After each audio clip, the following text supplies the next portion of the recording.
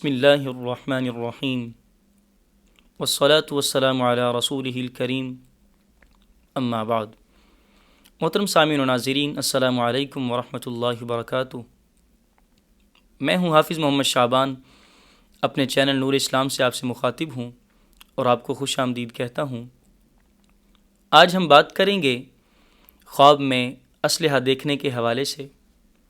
اس کی مختلف صورتیں ہیں اور ان کی مختلف تعبیریں ہیں۔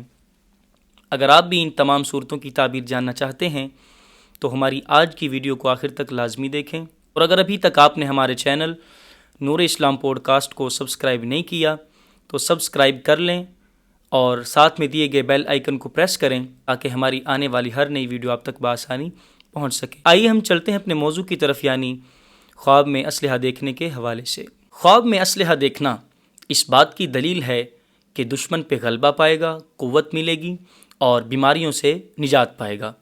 خواب میں اسلحہ اپنے پاس دیکھنا اس بات کی دلیل ہے کہ گاؤں میں یا شہر میں اسے کوئی عہدہ اور مرتبہ حاصل ہوگا۔ خواب میں اسلحہ اتارنا اس بات کی دلیل ہے کہ یہ شخص چین اور آرام راحت پائے گا۔ خواب میں ہتھیار پہننا، اگر بلا کسی ضرورت یعنی بغیر کسی ضرورت کے پہنا ہو تو عزت کے جانے، بدنامی حاصل ہونے، اور اگر کسی ضرورت کے تحت پہنا ہو تو عزت ملنے اور شہرت ملنے، آرام اور راحت ملنے کی علامت ہے۔